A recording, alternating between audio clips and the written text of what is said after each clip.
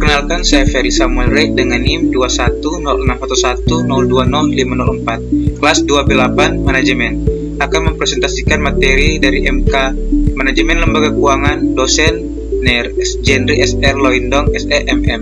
Berikut adalah materinya. Pemanfaatan teknologi keuangan dalam bisnis. Manfaat teknologi di berbagai bidang kehidupan telah dirasakan banyak orang, terutama untuk generasi milenial yang merasakan peralihan antara periode manual dengan era digital. Sebagai generasi yang melek digital, milenial terbiasa memanfaatkan smartphone dan komputer. Selama ini, penggunaan teknologi masih didominasi oleh perusahaan besar. Investasi pada sistem teknologi informasi dianggap terlalu mahal dan belum perlu bagi UKM. Padahal, manfaat teknologi di bidang bisnis dan investasi juga penting untuk UKM dan investor perorangan. Berikut ini 7 manfaat teknologi untuk bisnis UKM dan investasi perorangan. Akses informasi terbuka lebar. Teknologi memungkinkan kita untuk mendapatkan akses informasi yang lebih luas. Informasi ini sangat penting untuk kelangsungan sebuah bisnis. Ada berbagai jenis informasi yang dibutuhkan untuk meningkatkan bisnis dan investasi. Biaya bisa ditekan. Bisnis UKM dan investor perorangan biasanya dikelola oleh tim kecil dengan modal yang terbatas. Masalah biaya sering kali menjadi pertimbangan utama dalam setiap pengambilan keputusan. Itulah sebabnya masih banyak UKM yang belum memanfaatkan teknologi karena dianggap butuh biaya mahal. Meningkatkan penjualan. Penjualan dapat meningkat dengan memanfaatkan teknologi. Gaya hidup masyarakat saat ini cenderung tidak mau repot dan menginginkan layanan delivery order. Kamu bisa mendapatkan layanan pemesanan berbasis online untuk menjawab kebutuhan pelanggan masa kini. Koordinasi lebih efisien. Manfaat teknologi lainnya yang bisa dirasakan adalah lebih efisiennya proses koordinasi dan komunikasi, baik internal maupun dengan relasi bisnis. Dengan sistem informasi yang canggih, koordinasi antar tim akan lebih efisien. Standarisasi pelayanan pelanggan. Dengan adanya teknologi, pelayanan pelanggan akan lebih mudah untuk diakses dengan standarisasi yang jelas. Akses lebih luas untuk pasar baru. Adanya teknologi memungkinkan bisnis UKM untuk menggait pasar yang lebih luas. Transaksi lebih praktis. Peran teknologi menjadikan proses transaksi menjadi lebih praktis. Kamu bisa membayar tagihan kepada vendor dengan mudah dan tidak perlu menghitung fisik uang secara cash. Menjelaskan pengertian bank umum. Bank umum adalah bank yang melaksanakan kegiatan usaha secara konvensional dan atau berdasarkan prinsip syariah yang dalam kegiatannya memberikan jasa dalam lalu lintas pembayaran. Tugas dan fungsi bank umum.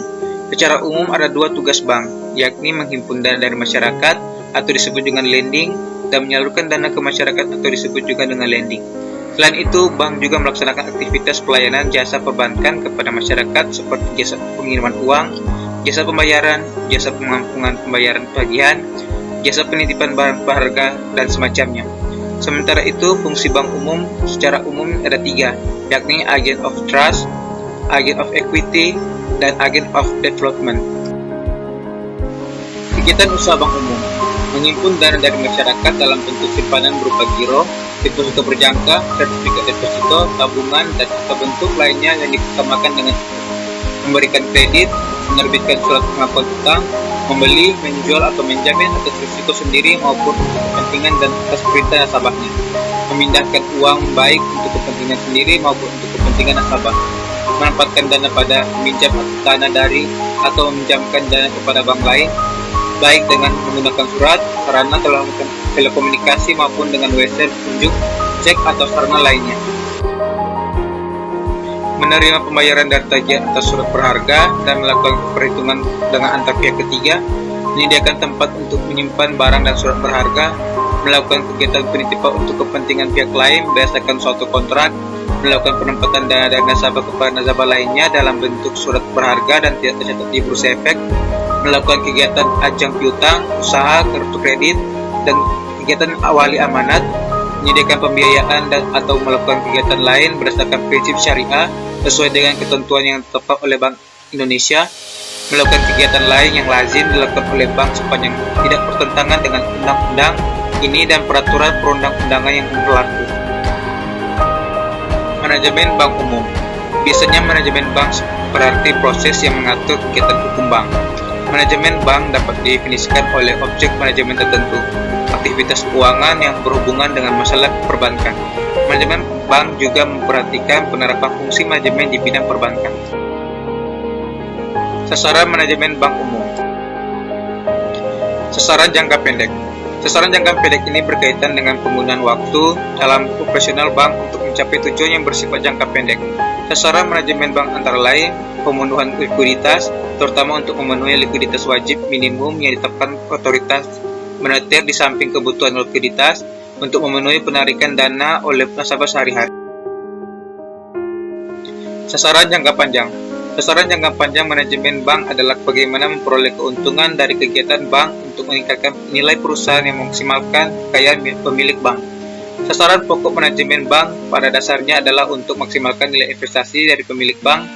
Untuk mencapai sasaran tersebut, manajemen bank harus memperhatikan beberapa hal dalam pengelolaan aktiva dan kewajiban sebagai berikut.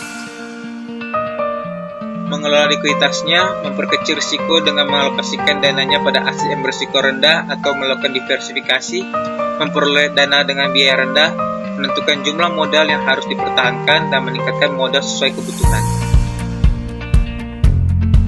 Faktor-faktor mempengaruhi manajemen bank. Faktor internal. Faktor-faktor yang bersumber dari dalam bank yang mempengaruhi manajemen bank antara lain berkaitan dengan pengambilan kebijakan dan strategi operasional bank, yaitu struktur organisasi bank yang mempengaruhi proses pengambilan keputusan, kebijakan atau perencanaan, budaya kerja perusahaan, filosofi dan gaya manajemen, konservatif atau agresif, strategi segmentasi pasar dan jaringan kantor, ketersediaan sumber daya manusia dan penggunaan teknologi, komitmen pemilik terhadap pengembangan usaha bank. Faktor eksternal. Faktor-faktor eksternal yang mempengaruhi manajemen bank meliputi faktor di luar kendali bank, yaitu kebijakan moneter, fluktuasi nilai tukar dan tingkat inflasi, volatilitas tingkat suku bunga, sekuritisasi, treasury management, globalisasi, persaingan antar bank maupun lembaga keuangan non-bank, perkembangan teknologi, inovasi instrumen keuangan. Permodalan bank. Penggunaan modal bank dimaksudkan untuk memenuhi segala kebutuhan guna menunjang kegiatan operasi bank. Modal merupakan faktor penting dalam upaya mengembangkan usaha bank. Bank Indonesia sebagai otoritas moneter menetapkan ketentuan mengenai kewajiban penyediaan modal minimum yang telah dipertahankan setiap bank. Pengaruh jumlah modal terhadap perolehan keuntungan bank. Jumlah modal bank mempengaruhi kemampuan bank memperoleh keuntungan.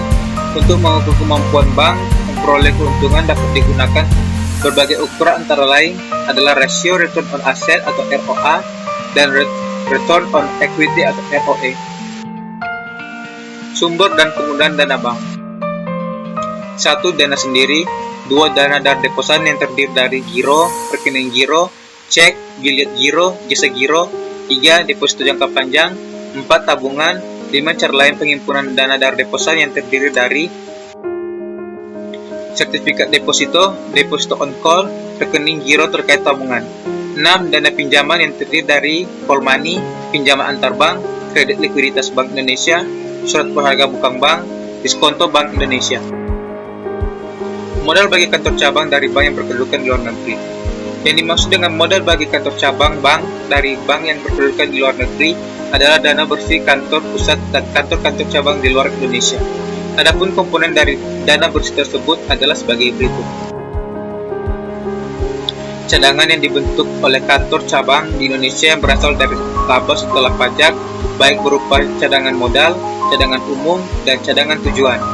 Penyisihan penghapusan aktiva produktif, cadangan revaluasi aktiva tetap, laba tahan, laba tahun lalu, laba tahun berlalu.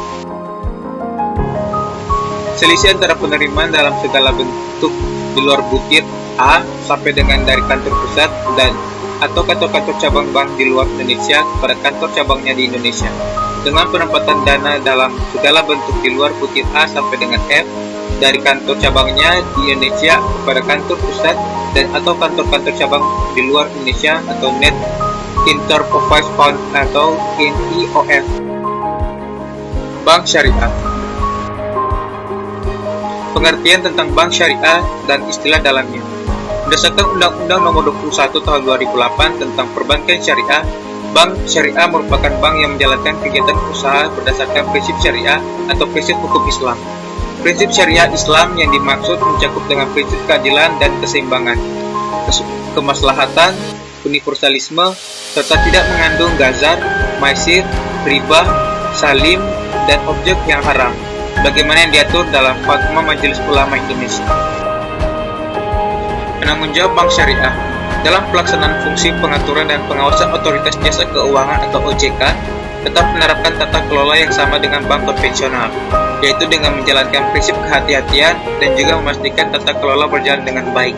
Meskipun begitu, tata kelola dan pengawasan tetap mendapatkan penyesuaian dengan prinsip-prinsip yang menjadi pedoman oleh sistem bank perbankan syariah. Secara hakikatnya, bank syariah merupakan lembaga yang menawarkan produk perbankan sesuai dengan prinsip syariah Islam. Lembaga perbankan syariah harus mematuhi pada prinsip syariah Islam yang sudah ditetapkan. Pasalnya, prinsip syariah dalam lembaga perbankan ini jadi hal yang mencakup fundamental, mengingat ekstensi dari bank syariah sendiri didasari oleh prinsip syariah Islam tersebut. Jenis bank syariah. Perlu diketahui bahwa secara umum terdapat dua bentuk usaha dari bank syariah itu sendiri.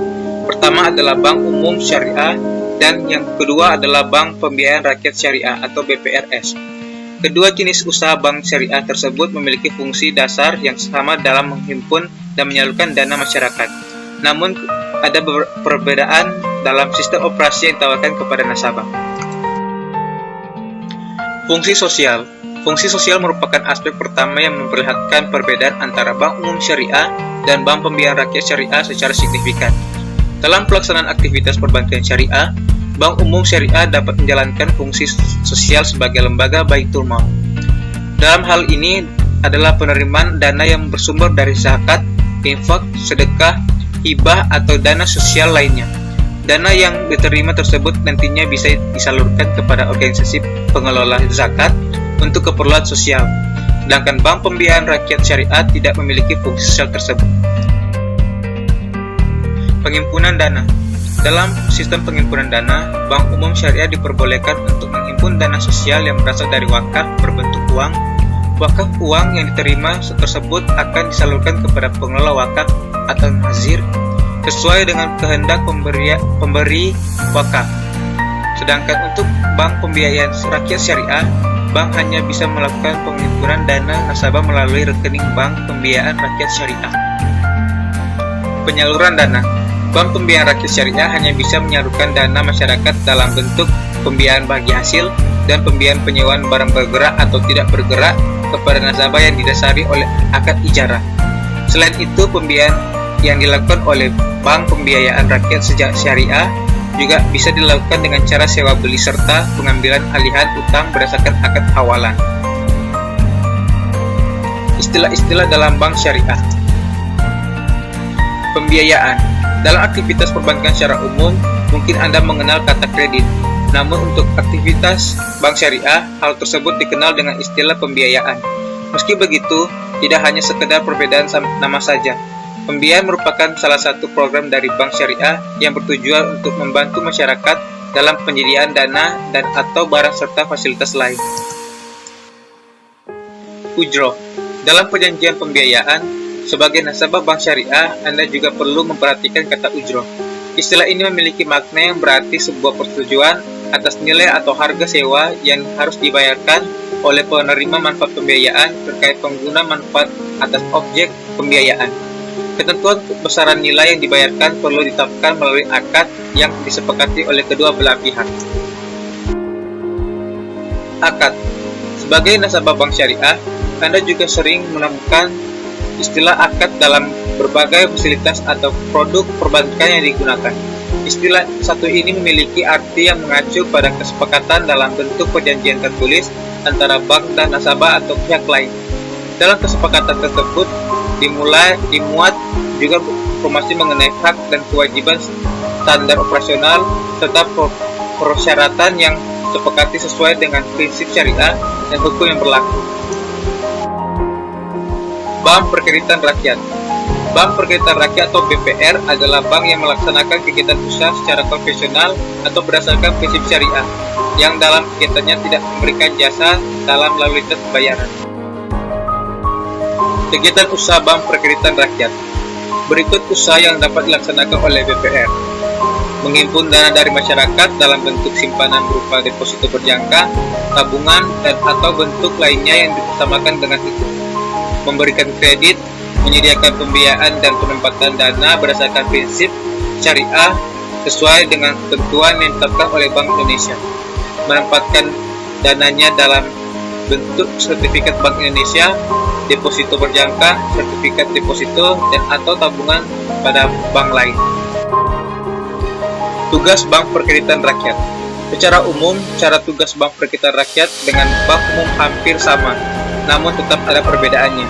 Skop yang boleh dilakukan Bank Perkreditan Rakyat lebih sedikit dibandingkan dengan bank umum dalam menyediakan pelayanan untuk nasabah.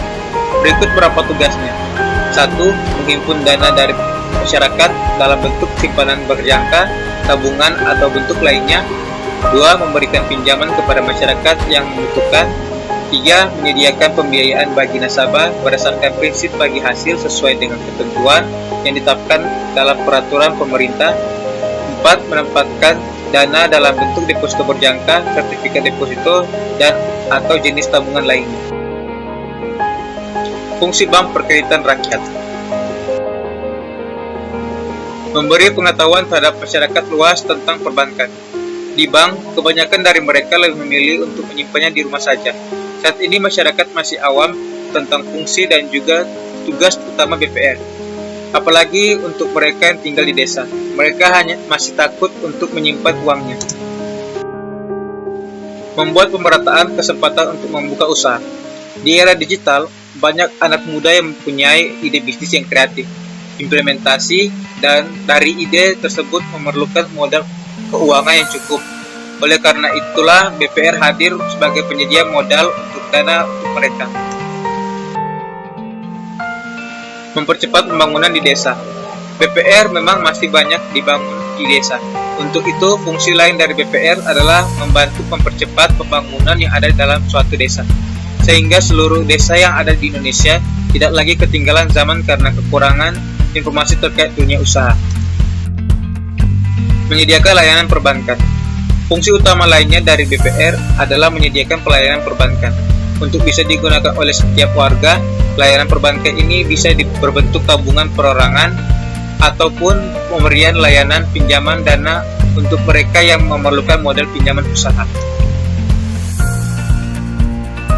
Berikut adalah daftar pustaka atau sumber-sumber materi yang saya dapatkan di internet. Demikian materi yang sudah saya bawakan. Mohon maaf jika ada kesalahan penyebutan atau kesalahan lainnya. Terima kasih.